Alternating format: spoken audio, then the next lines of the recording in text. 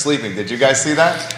Are you sure that's a vacation picture? Isn't that just sort of like the normal routine? I wasn't going to say that. I've got a, once we go live, Just curious, I got a funny story about where they're at for me personally. Oh, that's what we're going to lead the show with. Fantastic. The first voice you heard was Quentin Beckham's. The second voice you heard was our homie Scott Morris on a Wednesday. This show is going to be dynamite. Folks, we can rock and roll when you're ready. Judah Wickower, give us some instructions, my friend.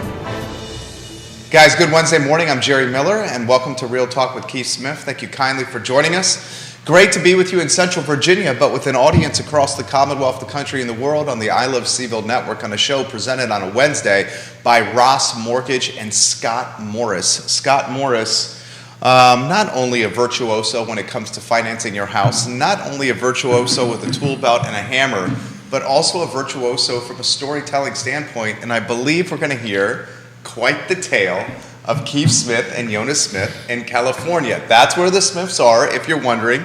You'll see Quentin Beckham and Scott Morris on set. Scott, I'm very curious to see this or hear this story of Keith Smith and Jonas Smith in California. So this isn't a Keith and Jonas story. This is a I joke. It's not so much a joke. I am just an old redneck, and. I had a friend who was living out in San Diego, and this is 20 years ago. I think I had just gotten back from being stationed in Cuba, guarding those detainees. I flew out to see her. We're hanging out. I'm in a car with a bunch of people, and this is one of these things that when it comes out of your mouth, like you know it was wrong, but you can't take it back. And we're going to La Jolla, and I grew up here in Virginia, where a Hoya is a bulldog in Georgetown. Like that's a thing. And riding down the road, we're merging off an exit, and I look up, and I see the sign, and my brain goes, La Jolla, and as soon as I say it, everybody in the car was just like, it's like the record screeches, you know? Like, oh, yeah. Yeah. You walk into the dance, and everyone stops and looks at you. And immediately I went, that was not right.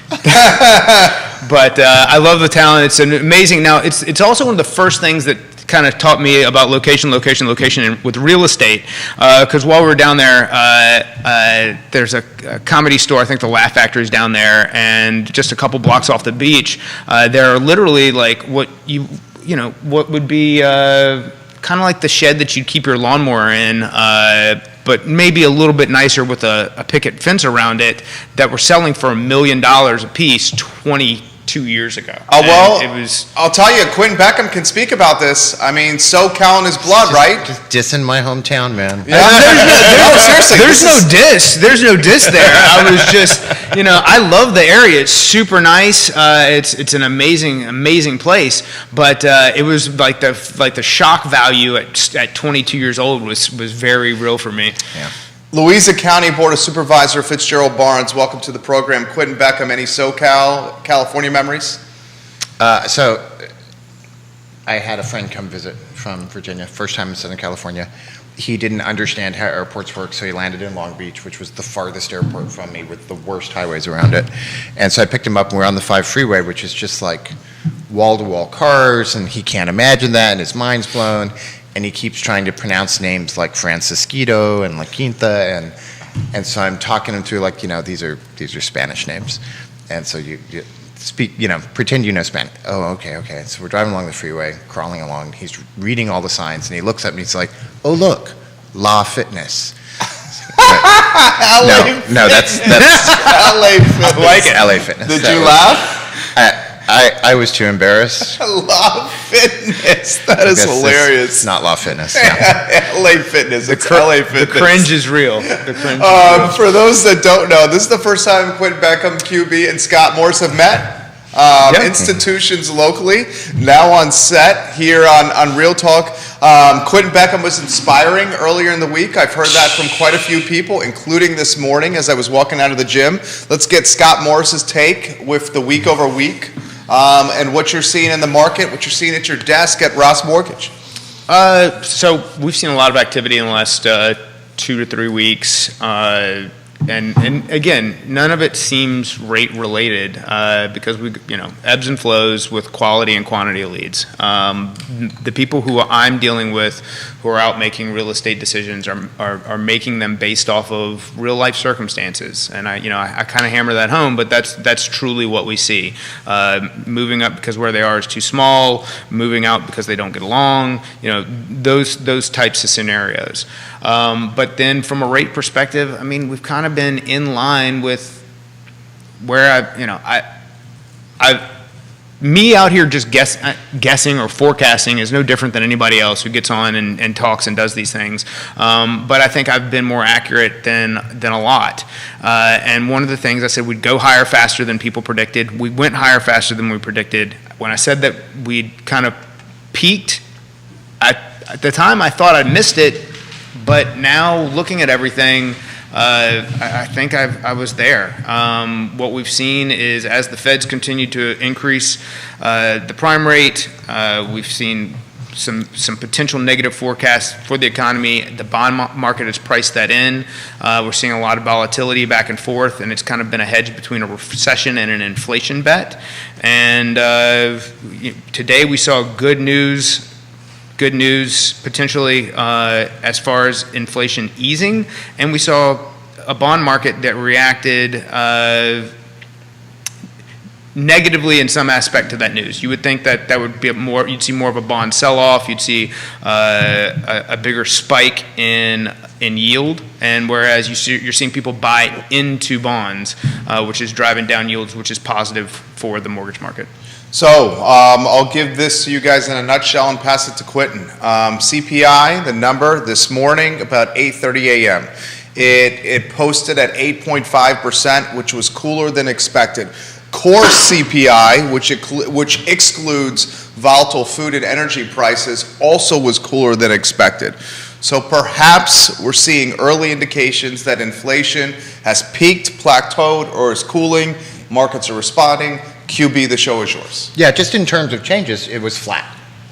So if you think month over month, it was flat. This is good. It didn't go up. We haven't seen it come down, so we would like to see that. But perhaps this is the corner we're turning that's helping do that. It's curious to see what's going to happen with jobs reports as we keep rolling out. I think we're talking about that. A lot of the CPI staying flat is really related to energy prices. So diesel's down $1.80 since its peak in June. Gasoline prices have fallen for I want to say it's the 52nd straight day in a row. Below $4 now nationally on average. Yeah.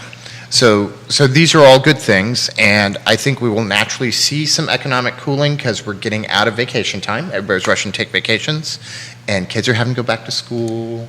So you might see some settling, and some of what is really pushing the inflation just naturally go away without any intervention from outside. Although I still expect the intervention to continue. The inventory levels, how do you characterize them locally in Central Virginia? QB, you want to start with that, and then Scott, you follow? Yeah, definitely. I'd love to get Q's take. I mean, well, it's only been how many days since we talked about this? Monday, about 48 hours. Watch that show, it's the same. Yeah. It hasn't changed. No, I think we're seeing a lot of the purchasing frenzy slow down. We've talked about this before, that it's no longer the, gladiator of real estate. You're actually getting to get in and do some negotiating. The housing values are still really strong, so the prices have not dropped, but the instances of sellers putting on for price X and getting X plus Y is kind of feels like that's mostly a thing of the past. Scott Morris. Not totally, but mostly. Jump in here, Scotty. No, 1,000%. I mean, this has been, I refer to inventory as a living organism, and it's a living organism that got decimated for 24 months. In order for us to get back into a more normal market, some of that's got to return. There's got to be some slowing. We can't have 20% valuation increases year over year. It's just it's not sustainable. And not just that, we've got people going out making. For a lot of people, the largest purchase they'll ever make in their life, and they can't get a home inspection. I mean, returning to some form of equity there for the person trying to get in the game against competing against investors who are stepping in because of cash flows when rates were so low is something that's really beneficial, I think, not just to the market, but to us as a people. Joseph Martin giving Quentin Beckham some props here. Some questions are coming in already. Joe Martin, if you have any comments or perspective you want to relay live on air, please put it in the feed. I see 3 states on the show. So this is one of the questions that's come in. You guys talked about CPI. Can you help us understand what this means locally from a Charlottesville market, a housing market, and what that may mean to us in a more layman's perspective? That's a great question from Christopher. Who wants to start with that one? So this is the Cliff Notes. This is the conversation we'd have at the bar. So a lot of what's changed in the CPI, if you were out shopping a month ago in Charlottesville and you realized that your $4 seedless organic watermelon was now $8, that's probably not going to be back down to $4 yet. There's a lot of studies on how we feel CPI, and it is primarily women who feel CPI. It is primarily women who are in charge of grocery shopping. And although there are other folks that also feel it, as a vast majority of the nation, it's women who shop, and you feel it first at the grocery store. And you usually don't feel it on single purchases. You need to have some aggregates that you do over and over and over. Gas prices have come down, diesel's really come down, and that's a big deal for groceries and things that we have to buy every day because a lot of those food miles and transportation costs get wrapped up in what you pay at the grocery store. But remember that those are lagging. So the food that you're buying this week, next week, the week after is still at a higher price from a week prior when it got there. And so it's not going to come down at the same rate. What we want to see is this continued sort of calming and stuff going, and then you'll see it start to trickle down. We're always sort of looking in the rearview mirror at what used to happen, and you're going to feel it a little bit further down the road. I say all the time on the show, I mentioned this 2 times ago when Quentin was on, the main friction point with my household and our wife and I is the groceries. And she's like, sweetheart, I'm buying the same stuff. It just costs more money. Oh, my $200 trip is now a $280 trip. Mine was ours is $200 a week as well, Yeah. and it's not happening at $200. Yeah. And that's the friction point here. She's like, I can't help it. I'm buying the same stuff. That's and that's part of it. When we talk about how does that affect us regionally, it depends on who we're talking about, because there's certain people. I talk about us being in a relatively insulated area where there's certainly those that are affected more greatly than others, and as Quentin was talking about, inflation affects different items greater than others. Some of these things are up 50% to 80%, and some things are only up 3%. Some things haven't moved at all. So when we get into the average of that cost, I'm sure there are definitely people who have had to make adjustments from their purchasing habits because of it. But what we're seeing in lower fuel prices that translate into everything else also affects the mentality of someone who is looking to drive until they qualify, to where when gas prices were low, they didn't have a problem living in Buckingham and driving to UVA, but now they may second guess that, or they went through a period of second guessing that. But what we talked about previously in the year and last year was work from home, allowing that to be a more opportunistic situation for a lot of people. I think that's lower gas prices makes it feel better for people who are making those decisions. Good answer. Second sizzle right there, J-Dubs. The follow-up from Christopher for the panel, he says, Jerry, you talk about we're having more money in our pocket each month. How does the panel think that's going to impact what they do for work? So the stat that CNBC just put out here in the CPI story was, with CPI cooling a bit, the average worker or American now has 0.5% monthly more in real wages at their disposal. Quentin Beckham. 0.5%, you can retire now. You can get that seedless watermelon. That's so much money. I do think like one of the positives that you might be already feeling if you're living further out from Charlottesville because you needed a bigger home, you didn't want to pay prices to live closer in, certainly you're saving money on the gas pumps. As we're still expecting rates to go up, take whatever that chunk is that you're no longer paying for gas and cover your grocery bill, whatever's left over, pay down a credit card.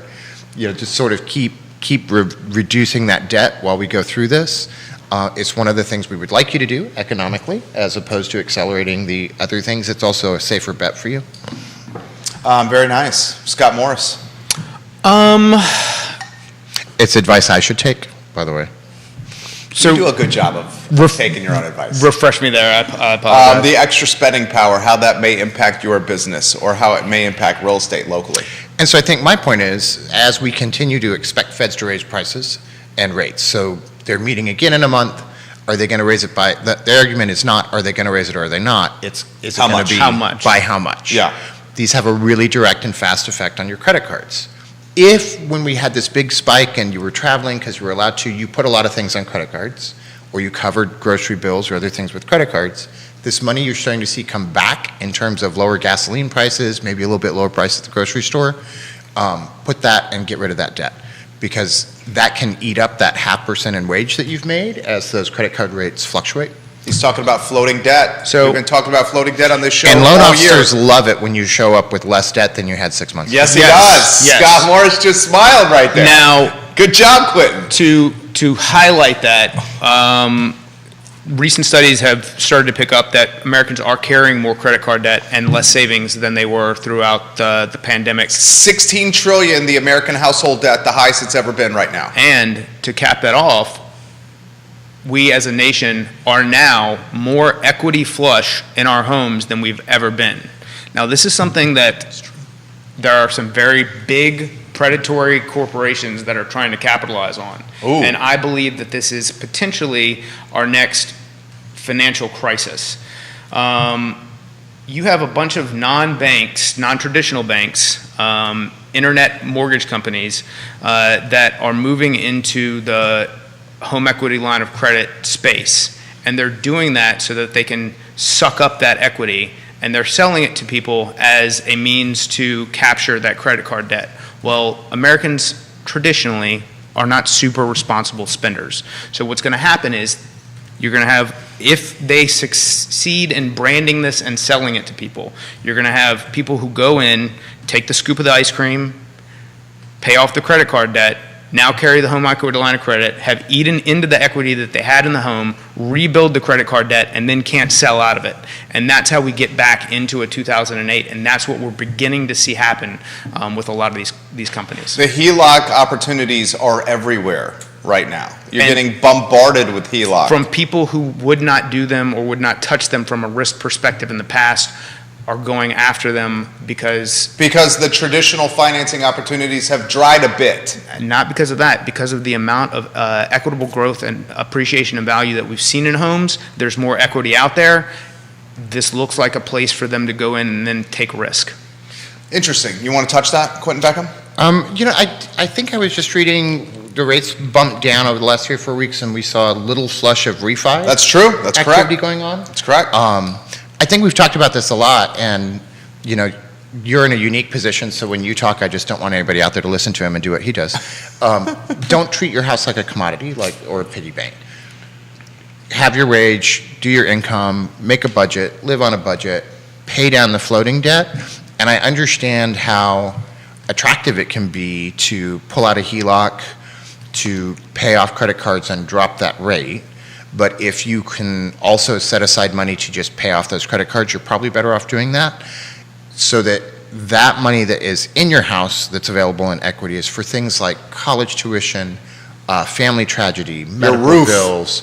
That really needs to be Deferred maintenance that needs to be happening to the property so that you don't, find yourself in a position where you need to sell, but then all of a sudden you're 3 to 4 months behind the curve because you've got to do all of these things Yeah. to catch up. That really should be a panic button item. So if you're not in a panic mode, then I don't recommend it. Well, let's talk refinances. Did you see some? As he highlighted, the rates dropped quickly. Now they've gone up a smidge. I mean, so the bulk of people who refinanced at 3%. I've talked to somebody yesterday. He's like, I'll never refinance again. I'm at 1.99 on a 15-year. It's like, and I just had a friend texting me that I know refinanced it about that. 1.99 on a 15? Yeah. Wow. Yeah. And from a perspective of refinances now, it needs to come from a place of need and usefulness. Like, be talking to a trusted advisor who's giving you the right recommendation. Like, okay, let's go look. So you've got a car payment at this, you've got these credit cards. If we do a refinance and capture this, and you're going to have a 5% or 5.5% or whatever that number is rate versus this 18% on these credit cards, 8% on the car. Yeah, let's make sure it makes sense. Where if you dip in with the home equity line of credit, the thing can adjust on you, and then all of a sudden you're kind of back in the same boat. Just be mindful of what you're doing and talk to somebody who genuinely has your best interest in mind. The HELOC the rate adjusts. So let's say that you dip in now, and you take the money at whatever percent they offer, but then you pay it back down. So you take $30,000, pay it back down, and then 2 years from now you go back into it. You're going to have a different rate 2 years from now than what you did originally. But that's acknowledged up front, though, right? It is acknowledged up front, but it's acknowledged in the way that people, in the fine print that people don't read. Right. Yeah, that's a good point right there. Your agents, what's the buzz at Keller Williams? I saw one of your successful agents, Patricia Irby, this morning. Isn't she amazing? She's doing amazing. Such a good job. She's always, and I've mentioned this to Patricia, she's always very stylish, very stylized. You can tell she has an eye for fashion. I'm sure she's ashamed of me at multiple opportunities. She has an eye for fashion. What is the buzz in your office, QB? So we're in that period, and we saw this when we entered the pandemic, where the reality of the market is still catching up to the mentality of the clients. And so there is this space where somebody started thinking about putting their house on the market when the market was super hot and prices were really high, and now the market has not just shifted, but it has swung violently to a different place here, and their brain has not yet caught up to where we are today. This has happened before. This is really common. As we've talked about in real estate markets, when they fall quick, and when they rise slowly and steadily.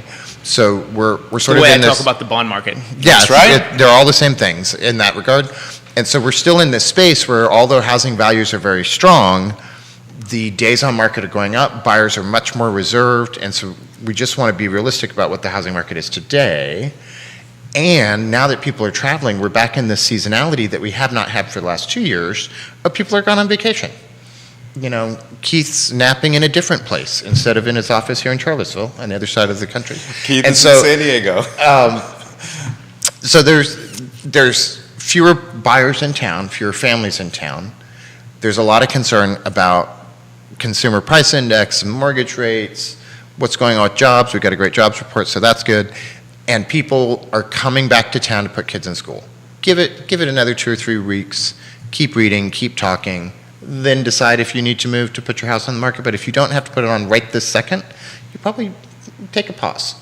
We would also like to have a vacation, by the way. It's been a rough couple of years, so you just take one with us, that'd be fine. Your thoughts on that, Scott? I think that rings true almost this time of year every year with, do you want to get it on and get good photos while there's leaves on the trees? You want to keep people out of your house during Thanksgiving and Christmas? And do you want to get some normalcy back to the kids and everything with school? Again, people are going to make decisions based on their individual needs and wants. And but not just that, follow your trusted advisors. So if you've got Quentin telling you, hey, look, do you need to do this now, or do we develop a plan for the next step, and then we execute then? And nothing happens as fast as any of us want it to happen. And we've become more and more kind of brainwashed into this instant mentality. But if you can take the time to develop a plan and execute, you're generally going to end up with a better result than just going out and doing things on a whim. Kevin Yancey's got something for us. Nikki Chambliss, hello. She tags Patricia Irby. Hey, Nikki. I tag her as well. She is always looking stylish, Patricia Irby, and you should see her forehand on the tennis court. Kevin says a real life experience for his family Sunday at Walmart. Helped an employee load trampolines on display. He told me these are from last year's orders. We have 3 trailers of trampolines on the lot, 66 pallets, 5 per pallet, drastic markdown, $500 normally on sale for $198. This is just one Walmart in Waynesboro. Inventories are picking up. Inventories are picking up across the board at all the retail stores. Another sign that maybe inflation is cooling or peaked. Well, think about Scott's got something to say on trampolines the here. trampoline thing is great because that's a perfect like pandemic emotional purchase type of think when nobody could get any of this stuff because everything had shut down in shipping and manufacturing in China, and then you've got the Walmarts and all these people like, oh my God, there's so much demand for trampolines. It's like because nobody can leave their house. Yeah, and you want your kids in the backyard. And then it's like, well, think who's the buyer at Walmart? Like, let's load up on trampolines. And then now the life comes back, and now you've got more trampolines than you know what to do with. And it's not just trampolines. There's lots of other examples of those types of products that during the pandemic, when people couldn't leave their homes, it was like, let's get this stuff. Peloton bikes. Oh, Peloton. Yeah. Ooh, talk about a stock that just took a beating. In the crapper. Yeah. Post pandemic or in this endemic stage, Peloton is not doing very well right now. We'll go to a comment on LinkedIn for the panel. Scott and Quentin, are you seeing the outer areas starting to get weak now that gas, inflation, and multiple inventory or too much inventory is on the market right now? We should debunk that stigma. Quentin, you've done a good job of debunking that. Too much inventory on the market? Is that what the state? He said there's extra inventory. I just would never use a word like weak. Yeah. This isn't some. I think when we talk about this, we like to think of it as a balloon, and it's been big and inflated, and now things are cooling off and it's shrinking again. And that's not what's happening with house prices and housing values. The difference. It's not, if you're expecting to get a deal in the next week on a really great house that's $40,000 cheaper than the exact same house that sold 90 days ago, you're going to need to switch countries. This is not something that's going to happen here. What you are going to have is the ability to step in, pay the reasonable price without paying extra to beat off the other people. Negotiate for things that you may actually need or want done. And so I know nobody likes the rates, but the rates and this slowdown are buying you things. They're buying you the opportunity to maybe get seller-paid closing costs. They're buying you the opportunity to have a real home inspection and get things repaired. They're buying you the opportunity to actually spend 2 or 3 nights thinking about it in most cases. So there is a payoff for all of this stuff that feels bad on the buy side. But if you're thinking you're going to look around for this really perfect house that's going to be this sudden deal, this is not 08, 09 where housing values are crashing. Remember, we're having a slowdown in the greater economy, and that is slowing down the sales of houses. We still have a low inventory keeping that up. Which is continued appreciation of value. Now, there's 3 fundamentals here that I think all are like the legs of the stool for Quentin's argument. One is we still have more people than we do rooftops. That's the reason rents are continued to exceed, even though that it's not a great place to be. The best time to do it was yesterday. We're coming off of the steroid era of rates and housing. So the government took its thumb off the scale and we just returned to normal. This isn't a deflation. This is a return to normalcy. This isn't, I just got a text from somebody who texted me the price of this property, what he wants to do, and he's not on Facebook, so I can say this, that he still thinks that prices are inflated 10 to 20%. And I'm like, where are you getting housing prices? Yeah, I'm like, where are you getting this number from? Now, so consumer confidence, steroid era, and more people than rooftops. And if you take those things and break them down individually, you get why this return to normal is just that, a return to normal. This isn't a bursting of a bubble. This is us starting to be able to rebuild this living organism that is inventory and starting to create realistic transactions for people who are making these purchases. What do you think about that, Quentin? I think that's a good way to put it. I'd also like to go back to the trampolines. If you're thinking housing is like the trampolines, you're thinking of 08, 09. 08, 09 and the trampolines are a perfect metaphor. We had a lot of empty houses that were purchased but not rented. We had a lot of foreclosures, and we had stacks and stacks of trampolines taking a bunch of space that people needed to get rid of because they were costing something while they were sitting there empty. And so they sold them at cut rates. And as rates cut, values and appraisals And a cut. consumer confidence, a fear mindset. You had people walking away from mortgages because all of a sudden they were upside down, even though they necessarily didn't need, they could afford their payment, but they walked away because they saw somebody else do it. So why would I go buy a house and put myself in that position?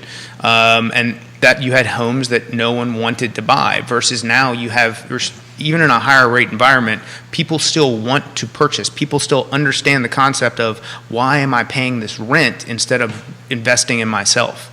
Quentin Beckham. What we have in housing is what we have in cars. So cars are just really hard to find. The number of used cars being sold has gone down, but the price has stayed up. And it's gone down just because there's not enough of them out there to buy. We're not getting new cars on the lots because we have chip shortages. Housing's the same thing. So all the things, a $25 chip can stop a car from running, and steel can stop a house from going up. Lumber, delays with appliances and cabinets can stop a house from going up. So the current housing market is the same thing as you're seeing in the car market. Prices are no longer skyrocketing up, but there's not enough of them. They're not the trampolines for those prices to come down. So I think there's strong values in all of the markets that we're talking about that are continuing to be strong in comparison to a year ago and 2 years ago and 3 years ago and 4 years ago. And I don't expect that to change. What I do expect is for the frenzy that skyrocketed those prices, where the house that sold today is $30,000 more than the house that sold 2 weeks ago, that's pretty much over. So this is really, take a breath, get your kids back in school, sit down and talk to a loan officer, talk to a realtor that you really trust, get your stuff together, and you've got some time to really look and see what works best for you. There's a lot of comments that I've been seeing on various social media about why buy now when house prices are high and rates are high. Rates are higher. I don't think the rates are high. Right. And if you're expecting house prices to come down in the next 2 to 3 years, without there also being some other economic disaster that makes it impossible for you to buy a house, I don't see that. I don't have the crystal ball out, so I can't, use my magic powers and tell the future. But in the absence of something that really causes you so much other pain that house buying is off the table, house values are strong and they're going to stay there. You got something? The rates argument is as disingenuous as the gas price argument. The rate argument, the only reason the rate argument exists was because of how quickly they went up. It's just sticker shock. Okay, well, yeah, okay. But I agree with you. So I agree with people you. were like, I can't believe gas was $1.68 now and it's this now. It's like, okay, well, they You know your shut voice down. just changed right there, right? Yes. Wow. He does a lot of impersonations on the show. I pictured a cartoon character. That was good. So we had no demand. We shut the entire economy down. So of course, the cost for fuel plummeted. The government was buying its own bonds at a rate that was unprecedented. So of course, the bond market was You're low. saying it's not a fair comp. Yeah. I'm saying people go out and they say, well, gosh, rates are so high now. Compared to what, bro? In 2018, they were almost where they were today. How long ago? 4 years ago? So you're saying that 4 years ago, rates were high and you shouldn't buy a house. I don't think that was the argument. I think people were still doing a lot of successful levels of business at the time, and I think they're still doing successful levels of business now. I do think we, again, just beating this dead horse, but a return to normalcy in the market is where we're going, not some bubble that's bursting. I agree with everything you said. For the sake of a talk show, the difference with this year versus 2018 was how quickly the rates spiked. And that's what created the sticker shock. Where in 2018, if there was an increase, it was marginal or an increase that was not felt really. That's the difference. Sure, for the sake of argument, but at the same time, we didn't have a government that had its thumb on the scale and then said, hey, we probably shouldn't be doing this, and, or maybe we should have stopped doing this months before we actually did. Quentin. I think a lot of times when we're talking about economic stuff, what we're really talking about is the middle class. 68% of the U.S. economy is powered by consumerism. Consumerism is powered by the middle class. Things that everybody's been doing for the last 4 weeks, like taking vacations and traveling and hospitality service, which is why we saw those jobs come up, because people are going back to hotels and they're back in restaurants. This is really what powers the economy. And so when we're talking about this is good, we're not talking about if you are under middle class, how hard it is for you. So please know, we haven't forgotten about that. That's still a thing. And we still want that to ease up. Until it eases up in this middle class portion, the gap becomes so huge, there's not much to do about it. I do believe that all of the indicators we're seeing are good in terms of slowing down the market, because what we've done is we've created such a gap that getting into a house, particularly in the frenzy, was damn near impossible. And so we had a lot of buyers go by the wayside because they couldn't compete, they couldn't get in. The ability to step in and be competitive now with an FHA 3.5% down loan is really, really high. This is good news. It's good because you're not being shut out of the market by people that have even just 20% down. You have an opportunity now that you have not had for years, that we don't know when it will come again.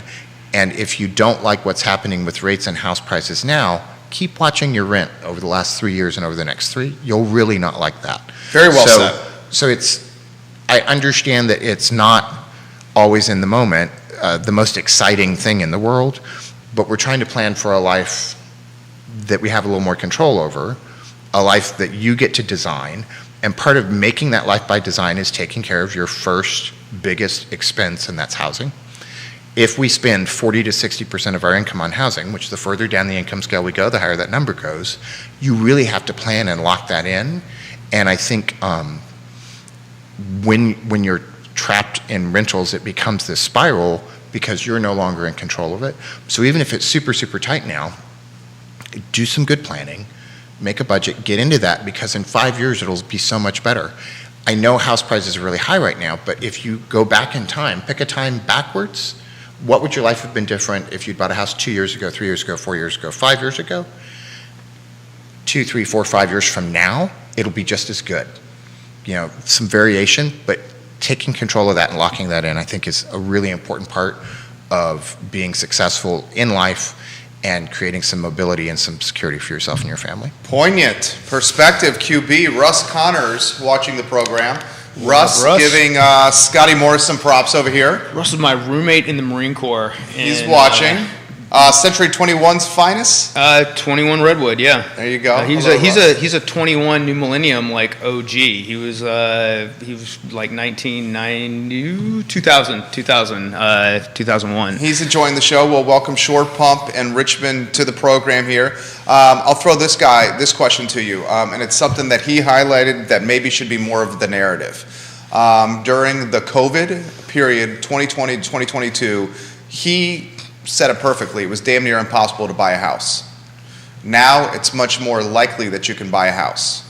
The narrative perhaps is, look, yes, rates are higher, but the competitive landscape is not nearly as robust as it was, so the outcome is much more likely that you will win. So, 100%. That's what you're saying. And 1,000% agree with that. The one thing that I think is still a challenge and has actually become more challenging is the entry price point is higher for a first-time buyer. Yeah. Which some of that is being absorbed with some wage increase, but at the same time, I mean, we're talking about people who were making $12 an hour now making 15 or 17. We're not seeing that mid-range, that, you know, like a 20 to 30 jump there, which is where it's more difficult you could get a house at Lake Monticello for $185,000, and that's just not there anymore. Or how, we ring the bell on Charlottesville and affordability over and over again. That's where, and then qualifying for, any number of the down payment assistance programs also, because they limit your with anything that's given, there's something taken away. The thing that's always taken away is risk. So when they limit the amount of total debt to income to 45%, then all of a sudden you're in a position where it's like, well, gosh, I could qualify for this, but I don't have that kind of money. And that's part of the rent cycle that we see as well, is how do I save this money with this ever increasing rent, which is why I recommend that you put in your Tinder bio, must qualify for a mortgage. Swipe left, swipe right, depending on your mortgage qualification abilities. That is a new one. I have yet to hear that for Tinder and matchmaking in the Central Virginia region. Scott Morris, Ross Mortgage, right there. I'm picturing Tinder profiles, to survive today, every household must have 2 jobs. Nikki Chambliss. So if you don't have a second job, don't call me. Are you still watching Nikki Chambliss? Monday, Tinder came up on this program. And today, Wednesday, Nikki Chambliss, Tinder has come up on this program. I thought you would get a chuckle out of that. All right, so we're highlighting for everyone because, and Kevin, Nikki is still watching. She found it hilarious. Kevin Yancey, we respect your opinion. You comment, you watch on this program all the time. There's many that believe what Kevin Yancey believes, that it's about to fall off a cliff, that wait months, if not a year, and you'll get a better deal. There were people that believed the Earth was flat for a really long time. That's what I gotta say here. We're still having. I'm not sure that I want to go that far with this, though. We're still having to reiterate that the massive equity in these houses and the regulatory nature of financing is much stiffer now than in 2008. We are still reiterating this because people don't believe us. My belief in the future failure of any crisis, I think, is related to these companies that are going in and trying to chip away at the equity that we have at the moment, and I think that problem is 5 years from now at the earliest, but I believe it's a dangerous problem. I think that what some of these non-traditional bank mortgage companies are doing in order to like mosquito that money is dangerous, and it is what it is, but I don't think that we're there in our current circumstances towards some fiscal cliff or the housing market just collapsing. I'm in a complete agreement. Let's hear some perspective from the QB. I think there's absolutely instances you can point to where people have, in the midst of all of this, gotten a great deal. These are the outliers, though. So we're talking about things along a bell curve, and there are used cars out there, but they have to be used cars people will buy. And if you peruse listings right now and you go see houses that have been on the market for a while, some of them are not because of a price difference. It's because the house is not in good shape, and people are not interested in that. There is a definite relationship between these supplies and demands, and we're seeing that play out. And most of us need to live in the middle of that. So we talk in the middle of that bell curve. For your individual situations, you need to go be very specific because you're not interested in the middle of the bell curve. You want to know exactly where you are on it. That requires sitting down with a trusted counselor, going through the finances, your personal situations. Money is always a thing. We know money is always a thing. And there's a lot of other things around that that make that house purchase really, really important, and a decision that you should make with the best advice possible. Let's go to Spotify for a comment. I love the folks that are listening on Spotify that are interacting with the show. This comment from a viewer with a handle on Spotify. So you guys talk about the entry price point, and we know the entry price point's always going to be competitive around here, but can you offer some discussion on the middle price point and the higher price point? Because it seems like from looking at Zillow, those are the houses that are not moving. The entry is going to move around here, but the middle and higher is not. You want to touch on that one at all? Location specific, I would respond. You guys are the experts. To say broad strokes that the middle and high price point are not moving, I don't think is accurate. It's perhaps a little bit more location specific now. So when we started the show, Quinn was talking about potentially properties that where someone could have sold at X so many months ago, and now they're having a challenging time doing that. And I think you're seeing maybe an expectation from sellers and agents who are having to deal with these expectations for certain properties that are getting priced maybe higher than they should. And that's where you're starting to see some more days on market. But if you're talking about a property that is prime and you love it and it's priced right, everybody else loves it too, in that middle to high price point range, they're still on the market for less than 5 to 10 days. Good answer right there. QB. And I think you're seeing two things happening at once. He's correct. We talk about pricing a property right, and what we're having a difficulty with in the larger real estate market is we're accustomed to markets changing over the course of months, and the market 4 weeks ago is just as different from today as the market 4 weeks from that was different from 4 weeks ago and on back down the line. It's changed very, very quickly. And it's hard to catch up when you're not sitting and living in it every day like realtors and loan officers and people that do this sort of thing. So there is some catch up going on.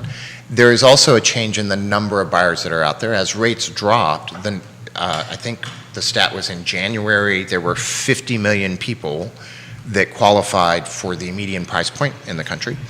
And median is super high. So when we talk about entry level, I'm not sure that I even have a real firm grasp of what an entry level home costs right now, because the median price point is over. Nationally or in Central Virginia? Nationally, over Yeah. 400 grand. Central Virginia is not that far off.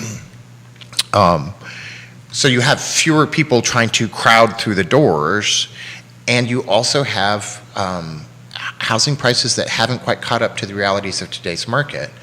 And then I think there's things that have nothing to do with any of that, and that people got to get out of their house again and travel, and they're just not looking at houses right now. They're going to do it when they settle down. We're feeling some of that seasonality again that the pandemic stopped. And so many things are happening at once.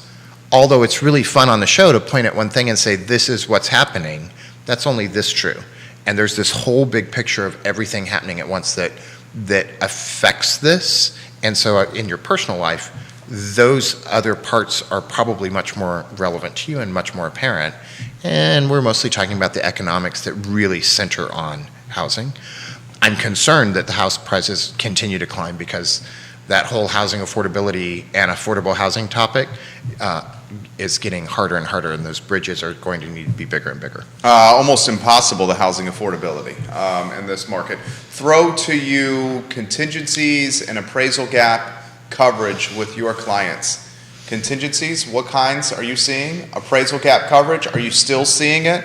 Can you give us an example of the normalcy you see returning? Nothing like what we saw before. In fact, I usually don't catch a lot of that unless it's.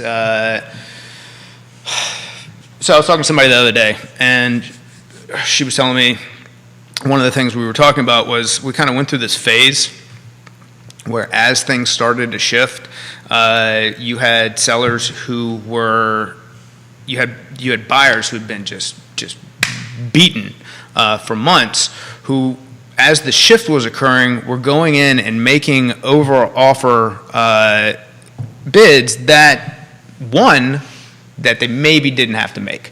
And you're starting to see less of that as everybody kind of like catches up to, as perception changes, and what you're seeing come across days on market, property specific as well, shift. So I'm seeing less appraisal gaps because I'm seeing less crazy offers. I'm actually really happy that the real estate market is shifting how it is, because what we were doing before was a dead-end road and was completely unsustainable. And when you hit the brakes on the train, you're going to have sparks and a lot of squealing. And so I know that that's really exciting, and you're looking at that right now. But we needed to slow this down. It had to slow down. There was no way to continue It this. seems like one of your biggest challenges, where the brokerage and brokerages in general biggest challenge, is managing the expectations of a market that's rapidly changed with your clients. Challenge and responsibility. Our biggest, I've said it before, when I think of clients that are unhappy with me from my past, the two biggest reasons is not educating well enough and not communicating well enough. If there's anything I can point to where clients have been like, those are the two things. And I think it is our responsibility and our challenge, because it's changing so fast that a conversation that was really great that I might have had with a specific client 3 weeks ago is no longer 100% valid. There's things that have changed just in those 3 weeks and just in those 4 weeks. And so I think it's incumbent on us to do a much better job of really staying on top of that, really educating our clients, really giving them all the information. You are still the decision maker, Mr. and Mrs. Buyer or seller. You're the decision maker. We want to give you all the best information, be really honest with you about what our expectations are and what we can and cannot do for you, because we cannot overcome the market. We can just help you swim better in it and not get taken down by the other debris that's in there. So, what kind of momentum are we going to see the fall then? I think with school back in session, we're going to see another bump. I think you need people to sort of chill out a little bit. there's been a whole lot of change all at once, and people have just gone from struggling with one price hike to the next hike to the next hike, to still having COVID go around and lock people down, to trying to get into vacations, to sitting in airports where flights were canceled. And in normal life, these are things that we do. This is what we do. And house buying is a piece of normal life, but it's a blip that if I have my druthers, happens to you every, at best, 5 to 12 years, and not every single summer. And so I think people are trying to get back to real life. I want them to do that. I like these sorts of pauses for real estate compared to what we've had, and just really settle in, spend lots of time, get really well educated about what's going on, and have a really realistic conversation. Same question for you, Mr. Morris, this fall. What do I see this fall? Kind of touched on that earlier. Like, I think if you're out there talking to your trusted advisors, you're living your life. You know, kids are back in school. You don't want people in your house during Thanksgiving and Christmas. You want to get photos while there's leaves on the trees. Your grass is still kind of green. I think we're going to see more inventory come on. I think that the frenzy is less than what it has been, and that's going to be a continued theme. But again, and that's what we need. We need the inventory needs to recover. It's a living thing. It's what helps everyone navigate. And yeah, Quinn 100% right on. What we went through was not sustainable. It wasn't healthy. I mean, look at. From a groceries perspective, like if you went in and every day you're like milk is 20% higher today than it was yesterday. Like, man, we did it with toilet paper. It's hand sanitizer. Yeah, hand sanitizer. It's one of these things where there has to be for healthy markets more balance, and just in all, like, just everything in your life, you got to have a little more balance. Scott Morris, guys, Quentin Beckham dropping some knowledge today in the program. Any comments that we're missing, we'll get to here as we wind down today's program. The data is definitely driving markets green. In fact, the NASDAQ is surging right now. A lot of the tech stocks tied to rates are booming right now. I mean, the NASDAQ is up nearly 3%. All right, Quentin Beckham with some folks from Ness and Real Estate 3 and Logan Foster on the feed here. The message to the community with summer winding down August 10th. Hopefully the next time we see you is still in August and not the fall on this network. The message to all those that are watching here, former car president and an owner of a brokerage. What are you telling your guys? To take a deep breath and relax. Enjoy the quiet time. This is what we need to do to have the market reset. And I think as a bigger association of realtors, as larger groups of other brokerages, one of the continuing conversations we're having that I just want to keep pushing is we're still missing that middle part of housing. We're missing those condos, and we're missing townhomes, we're missing duplexes, we're missing the higher density housing that will really affect affordability in the ways that we can't do anything about. And so I want to continue to push that conversation. We were missing it before the pandemic. We were really missing it during the pandemic, and we're missing it even more now. And I hope that as we continue locally, if you want to see a difference in your locality, that is the biggest difference when the low down payment mortgage programs don't help anymore, when semi-nonprofit organizations can't bridge the gap anymore. It's that increase in less expensive, higher density, middle ground to entry-level housing that we're missing that will really make that difference. Follow-up for Quentin. Grayson, thank you for watching the program. Can Quentin talk about price adjustments and when the agents and the clients determine the time to do an adjustment? We talk about days on market still not being very long historically, so what are the indicators for a price adjustment when the DOMs aren't that long historically? Great question. I think it's a very individual conversation, so it has a whole lot to do with the specific house. But I think what you're seeing right now is a lot of houses that are in a balancing act between, am I not selling because I'm in the pause, or am I not selling because my price is too high? And the truth is, it's probably some of both. And so those are discussions that agents and clients have to have. Sit tight, watch. If there's a house that's perfect for you that can afford, don't wait and let somebody else take it. But I think those are discussions that are happening as we speak. And in the end, we recommend and the seller chooses. So remember, it's always your choice as the seller. But I think you're going to see some of that cooling happen, and not weak, but just not outrageous. Yeah, well said. Scott Morris, Yes, anywhere you sir. want to go? Anywhere I want to go? So, kind of to piggyback a little bit on the question that Quinn had, talking about what are you telling your realtors? So with my partners, one of the things that I'm focusing on right now is what are you doing to reload your business? And what I mean by that is if the frenzy isn't the frenzy anymore, are you going back to basics? And what does back to basics mean for you? And are you contacting your database? Are you let's look at maybe not looking at what different lead sources could be, targeted mailing, different types of things that maybe you hadn't done before. You've talked to someone, and they know there's a successful path, and you've developed a plan to work that. Is that what you're doing now as opposed to January for next year? Are you building a plan to create success as we go through this shift? And for the buyers and out there, are you being prepared as far in advance as possible, whether that means contacting me or contacting a realtor to develop a plan to get you out of your rental situation and into being able to purchase.